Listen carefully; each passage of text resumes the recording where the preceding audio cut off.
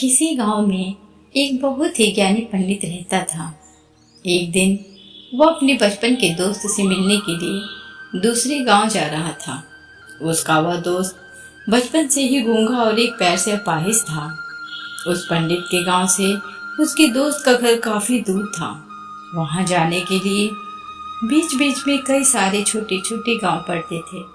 पंडित रास्ते में अपनी धुन में चला जा रहा था। चलते चलते उसकी मुलाकात एक व्यक्ति से होती है।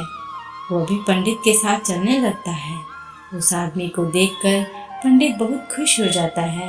उसने सोचा, चलो अच्छा हुआ, साथ साथ चलने से उसका सफर आसानी से कट जाएगा। बात की शुरुआत करने के लिए उस पंडित ने उस व्यक्ति से उसका नाम पूछा तो उसने अपना नाम धर्मराज बताया। पंडित को यह नाम कुछ अजीब सा लगा, लेकिन उसने नाम के विषय में कुछ और पूछना उचित नहीं समझा।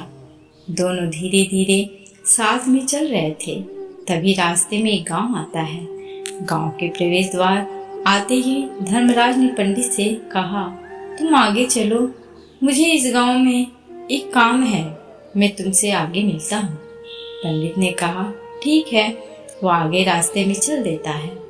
कुछ देर बाद उस गांव में खबर फैली कि एक व्यक्ति को सांड ने अपने सींग में फंसाकर मार दिया है। जैसे ही सांड ने उस व्यक्ति को मारा, ठीक कुछ ही देर में धर्मराज पंडित के पास आ गया।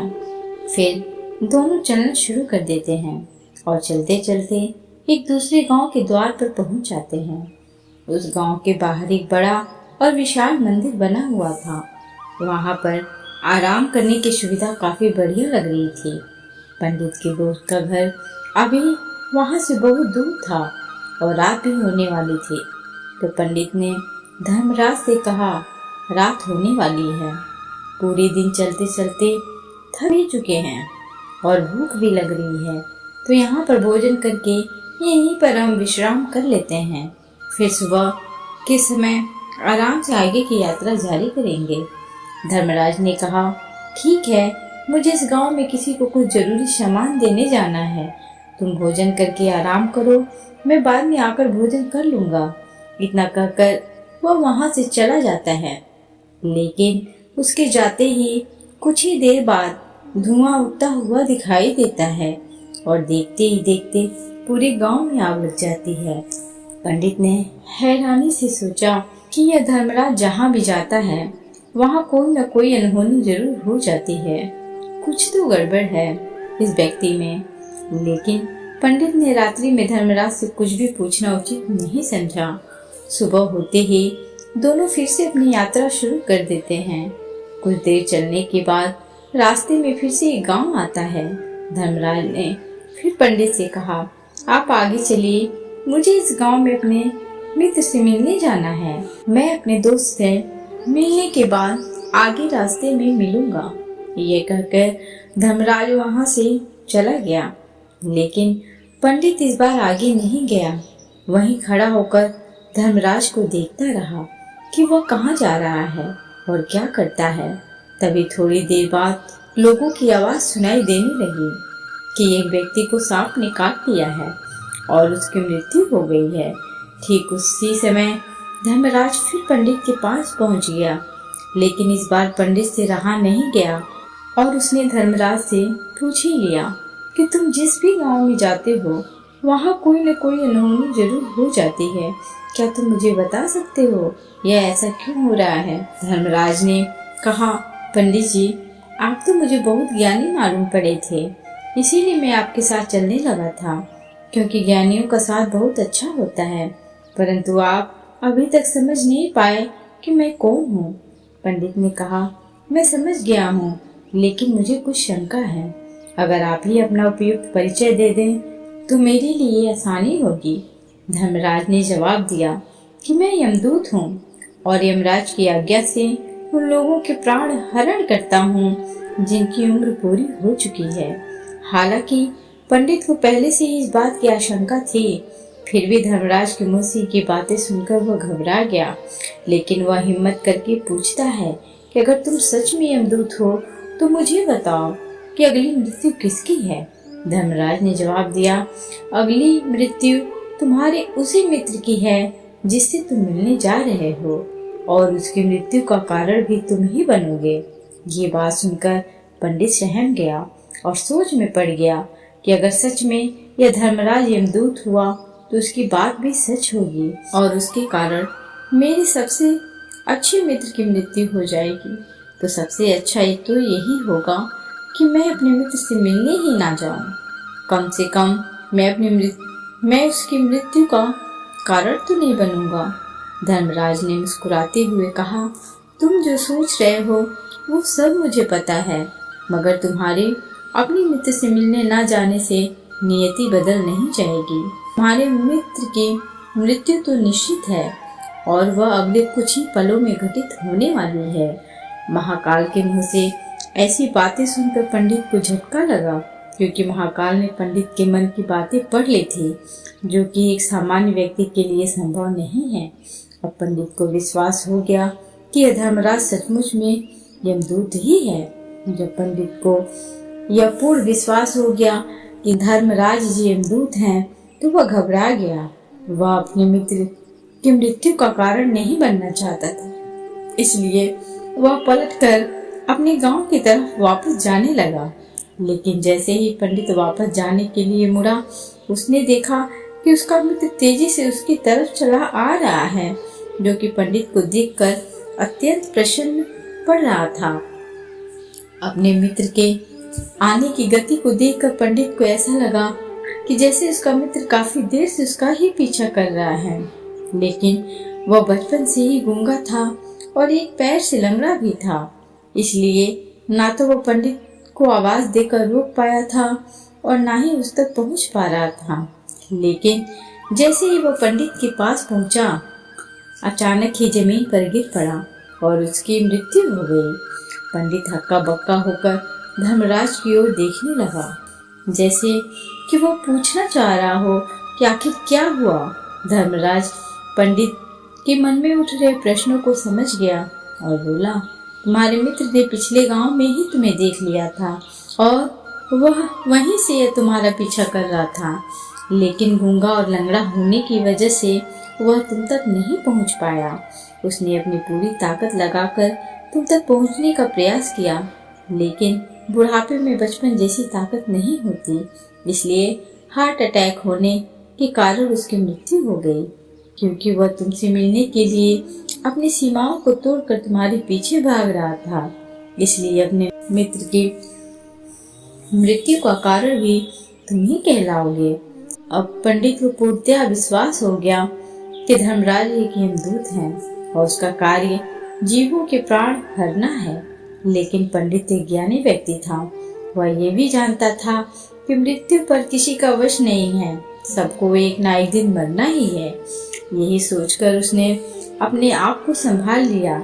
लेकिन अचानक ही पंडित के मन में अपनी मृत्यु के बारे में जानने की इच्छा हुई, इसलिए उसने धर्मराज से पूछा कि जब मृत्यु मेरे दोस्त की होनी थी तो तुम शुरू से ही मेरे साथ क्यों चल रहे थे। यह प्रश्न सुनकर धर्मराज जोर से हंसा और बोला, मैं तो हर पल हर क्षण सभी के साथ चलता हूँ, किंतु लोग पहचान नहीं पाते, क्योंकि लोगों के पास अपनी समस्याओं के अलावा किसी और व्यक्ति, वस्तु या घटना के बारे में सोचने समझने या उसे देखने का समय ही नहीं होता। पंडित ने कहा, तो क्या तुम ये बता सकते हो कि मेरी मृत्यु कब, कहाँ और कैसे होगी। महाकाल ने कहा, हालांकि किसी भी सामान्य जीव के लिए अपनी मृत्यु के बारे में जानना ठीक नहीं है, क्योंकि कोई भी जीव हो वो अपनी मृत्यु के बारे में जानकर बहुत दुखी हो जाता है। हालांकि तुम ज्ञानी व्यक्ति मालूम पड़ते हो और तुमने जिस तरीके से अपने मित्र की मृत्यु को सहन कर लिया है, उसे देखकर लगता है कि तुम अपनी मृत्यु के बारे में जानकर भी दुखी नहीं होगे। तो तुम्हारी मृत्यु आज से ठीक 6 महीने बाद आज ही के दिन किसी दूसरे राज्य में फांसी लगने से होगी। और सबसे हैरानी की बात तो ये होगी कि तुम स्वयं ही खुशी से उस फांसी को स्वीकार कर लोगे। इतना कहकर धर्मराज वहां से चला गया, क्योंकि अब धर्मराज के पास पंडित के साथ चलते रहने का कोई कारण न था। इसके बाद पंडित ने अपने मित्र के शरीर का अंतिम संस्कार किया और यथाशक्ति उसके क्रियाकर्म करके अपने गांव वापस आ गया। लेकिन कोई व्यक्ति कितना भी ज्ञानी क्यों न हो, अपनी मृत्यु के बारे में जानकर दुखी तो होता ही है और मृत्यु से बचने का कोई न कोई उपाय भी खोजता है। तो पंडित ने भी वही किया। क्योंकि पंडित विद्वान था, इसलिए उसकी पहचान उस राज्य के राजा तक थी। पंडित ने सोचा कि राजा के पास तो कई सारे ज्ञानी मंत्री हैं, वो मेरी मृत्यु से संबंधित समस्या का कोई न कोई समाधान निकाल ही लेंगे।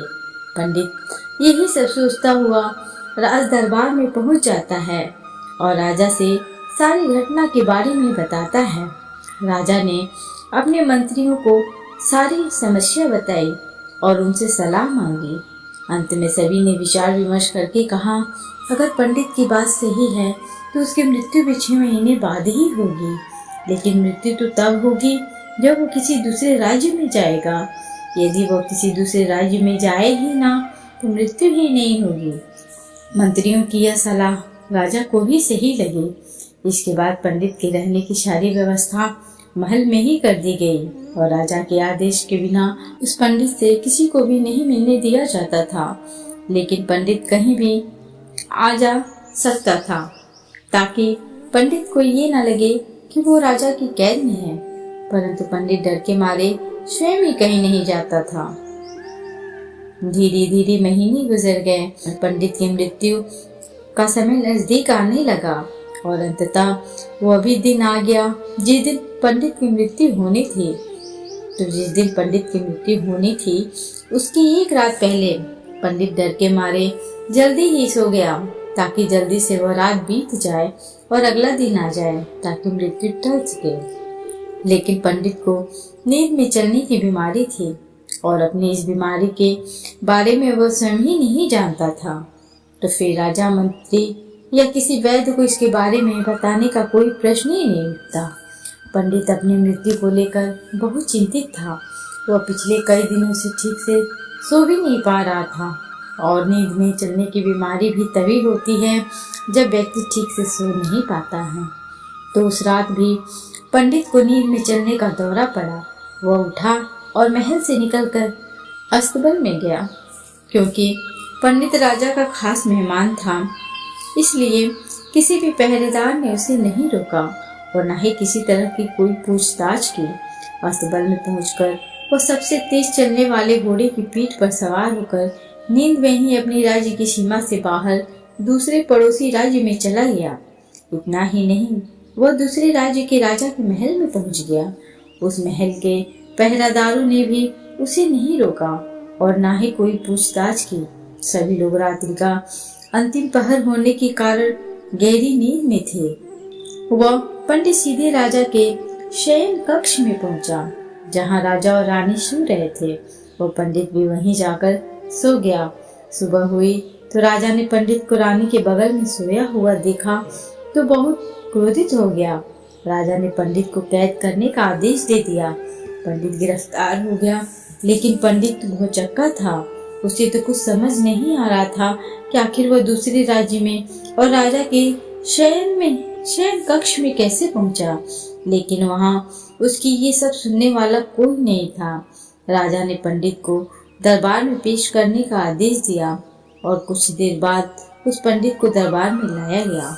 पंडित को देखते ही राजा इतना आग बबूला हो गया कि उसे फांसी पर चढ़ा देने का हुक्म सुना दिया। फांसी की सजा सुनकर पंडित कांप गया, लेकिन फिर भी थोड़ी सी हिम्मत जुटाकर राजा से बोला, महाराज, मैं नहीं जानता कि मैं राजमहल तक कैसे पहुंचा। मैं ये भी नहीं जानता हूँ कि आपके शयन कक्ष तक मैं कैसे आया और आपके महल के किसी पहरेदार या सैनिक ने मुझे रोका क्यों नहीं। लेकिन मैं इतना जरूर जानता हूँ कि आज मेरी मृत्यु होनी थी और वो होने भी जा रही है। राजा को यह बात थोड़ी अजीब लगी। उसने पंडित से पूछा, तुम्हें कैसे पता कि आज तुम्हारी मृत्यु होनी है। राजा के इस प्रश्न के जवाब में पंडित ने पिछले 6 महीने का सारा वाक्य राजा को सुना दिया और बोला, महाराज, मेरा क्या किसी भी सामान्य व्यक्ति में इतना साहस नहीं कि वो राजा के शयन कक्ष में राजा की उपस्थिति में रानी के साथ सो जाए। राजा को पंडित की बात में थोड़ा तर्क दिखाई पड़ा, परंतु उसने सोचा कि मृत्यु से बचने के लिए धर्मराज और उसके द्वारा अपनी मृत्यु की भविष्यवाणी की कहानी बना रहा है। इसलिए राजा ने पंडित से कहा, यदि तुम्हारी बात सत्य है और आज ये तुम्हारी मृत्यु का दिन है, जैसा कि यमदूत धर्मराज ने तुमसे कहा था, तो आज तुम्हारी मृत्यु का कारण मैं नहीं बनूंगा। लेकिन यदि तुम्हारी बात झूठी निकली तो निश्चित ही आज तुम्हारी मृत्यु का दिन होगा, क्योंकि जिस राज्य में पंडित आया था उस राज्य का राजा इस राजा का मित्र था। इसलिए इस राजा ने तुरंत अपने कुछ सैनिकों को पड़ोसी राजा के पास भेजकर पंडित की बात की सत्यता का प्रमाण मांगा। भेजे गए सैनिक शाम तक लौटे और उन्होंने राजा को बताया कि महाराज, पंडित जो कुछ भी कह रहा है वो सब सत्य है। पड़ोसी राज्य के राजा ने पिछले 6 महीने से पंडित के रहने की सारी व्यवस्था अपने ही महल में कर रखी थी। पंडित राजा का खास मेहमान था। कल शाम राजा आखिरी बार पंडित से उसके कक्ष में मिले थे और उसके बाद यह इस राज्य में कैसे पहुंच गया, इसकी जानकारी किसी को भी नहीं है। इसलिए उस राज्य के राजा के अनुसार पंडित को फांसी की सजा देना ठीक नहीं है। लेकिन राजा के सामने एक नई समस्या थी, क्योंकि उसने बिना पूरी बात जाने ही पंडित को फांसी की सजा सुना दी थी। इसलिए अगर पंडित को फांसी नहीं दी जाती तो राजा के वचन का मान हो जाएगा, लेकिन अगर राजा की बात का मान रखा जाए तो बेवजह ही एक निर्दोष व्यक्ति की मौत हो जाएगी। राजा ने अपने सभी मंत्रियों से इस बारे में सुझाव मांगा तो मंत्रियों ने राजा को सुझाव दिया कि महाराज, पंडित को एक कच्चे सूत के धागे से फांसी लगवा दी जाए। इससे आपके कथन का अभिमान रह जाएगा और कच्चे सूत के धागे से पंडित को फांसी भी नहीं लगेगी और उसके प्राण भी बच जाएंगे। राजा को मंत्रियों का यह सुझाव पसंद आया और उसने ऐसा ही करने का आदेश दे दिया। पंडित के लिए कच्चे सूत के धागे से फांसी का फंदा बनाया गया और नियम के अनुसार पंडित को फांसी पर चढ़ाया जाने लगा। सभी लोग बहुत खुश थे कि ना तो पंडित मरेगा और ना ही राजा का वचन खाली जाएगा। पंडित को भी पूर्ण विश्वास था कि ये सूत के धागे से तो उसकी मृत्यु हो ही नहीं सकती, इसलिए फांसी पर चढ़ने के लिए तैयार हो गया। जैसा कि धर्मराज ने भविष्यवाणी की थी कि तुम खुद ही अपनी फांसी को स्वीकार करोगे, लेकिन जैसे ही पंडित को फांसी दी गई, सूत का धागा तो टूट गया, लेकिन टूटने से पहले उसने अपना काम कर दिया था। पंडित के गले की एक नस सूत के धागे के झटके से कट चुकी थी और पंडित जमीन पर पड़ा तड़प रहा था। उसी पल उसके गले से खून की फुहार निकल रही थी और देखते ही देखते पंडित का शरीर पूरी तरह से शांत हो गया। सभी लोग आश्चर्यचकित थे और पंडित को मरता हुआ देख रहे थे। किसी को विश्वास नहीं हो रहा था कि कच्चे सूत के धागे से भी किसी इंसान की मृत्यु हो सकती है, लेकिन घटना तो घट चुकी थी। नियति ने अपना काम कर दिया था और धर्मराज की भविष्यवाणी सच हो चुकी थी। श्रीमद् भगवद गीता में भगवान श्री कृष्ण ने कहा है, जो होना होता है वो होकर ही रहता है। हम चाहें कितनी ही सावधानी बरतें, कितना ही उपाय कर लें, लेकिन घटना और घटना की पूरी प्रणाली पहले से ही तय होती है, जिसे हम थोड़ा सा भी इधर उधर नहीं कर सकते हैं। दोस्तों, शायद इसीलिए ईश्वर ने हमें भविष्य जानने की क्षमता नहीं दी है, ताकि हम अपने जीवन को ज्यादा बेहतर तरीके से जी सके। और यही बात उस पंडित पर भी लागू होती है। अगर पंडित ने महाकाल से अपनी मृत्यु के बारे में ना पूछा होता तो 6 महीने तक राजा के महल में कैद रहकर डर डर कर जीने की बजाय ज्यादा बेहतर जीवन जीता। तो दोस्तों, उम्मीद करती हूँ आपको इस कहानी से एक अच्छी सीख मिली होगी। यह कहानी आपको कैसी लगी हमें कमेंट बॉक्स में कमेंट करके ज़रूर बताएं और इस वीडियो को अपने दोस्तों के साथ शेयर ज़रूर करें, ताकि उन्हें भी इस कहानी से कुछ सीखने को मिल सके। साथ ही अगर वीडियो पसंद आई हो तो इसे लाइक, शेयर और सब्सक्राइब करना ना भूलें।